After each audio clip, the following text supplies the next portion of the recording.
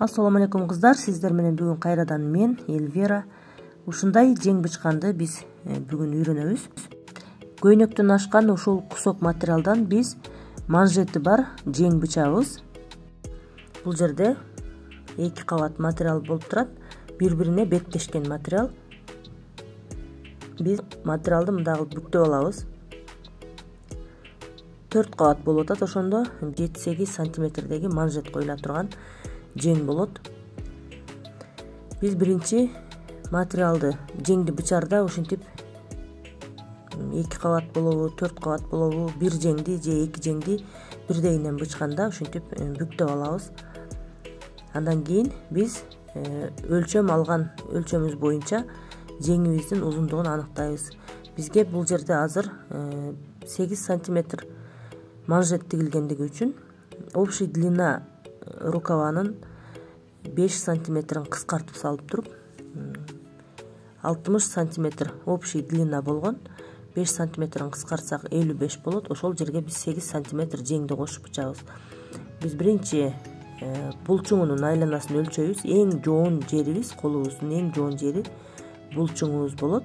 Булчуңубуздун ушул жерин белгилеп алып, булчуңубуздун айланасы канча чыккан болсо, биз ошол жердин энине карап туруп бүктөйбүз. Мына бул ачык жагынан биз стандартный өлчөм менен 13 сантиметр түшүрүшүбүз керек, бирок биз желкесине бир аз посадка берген үчүн биз бул жерден 14 сантиметр түшүрөбүз дагы ылдый карай. Анан бул бурчекти бири-бирине туташтырып алабыз. Бул жөн эле бизге контрольный эле сызык. Бул жердин ортосун таап алабыз дагы. Анан ушул эки ортолуктун ортосун таап алабыз. Сыртка карай 1 сантиметр белгилеп, бул жактын ортосун ичкериге карай 1 сантиметр белгилейбиз дагы. Ушул жерди чексиз деген белги сыяктуу кылып мындай кылып туташтырып алабыз. Плавный сызык менен, өтө грубый восьмерка кылбайбыз. Плавный сызык менен туташтырып алабыз. Ушул биздин общий жеңибиздин айланасы болот. А бул жагын болсо биз кенен кылып тигип туруп, анан манжет коебуз. Ошон үчүн биз түз кылып эле бычып алабыз. Эми билегибиздин айланасын аныктап алышыбыз керек. Билегибиздин айланасы канча чыгат, канчаны каалайбыз, канча кеңдикти каалайбыз. Ошого карап туруп билегибизге манжет тигишибиз керек. Манжетте топчулай турган жерди если бири-бирине миништире турган болсок, анын дагы 1-2 сантиметр расчетун алып эсептейбиз. Эми бир аз тигишти кошкончо кыркып алабыз бул жерди. Бул жерде бизде жеңибиз фонарик жең деген жең болуп калат. Этек жагы пышный келет дагы, билектеринде манжет болот. Мындай болуп бизде жең бычылат.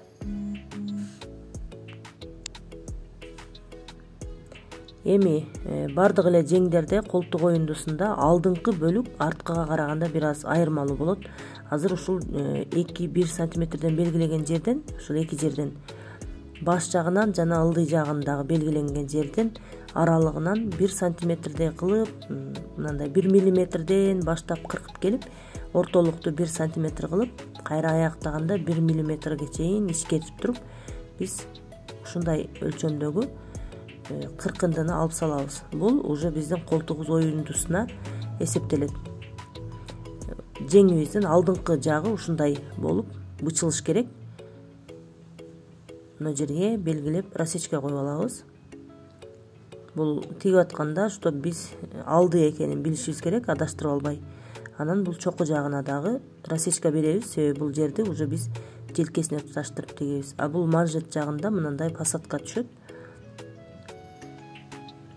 Мына дагы бир вариантын көрсөтүп коеюн. Бул жерде эгер биз түз эле прямой жең каалай турган болсок, биз жеңи билегибиздин айланасын өлчөп, ушул жерден түз кылып туруп сызып койсок, бизде мындай жең пайда болуп калат.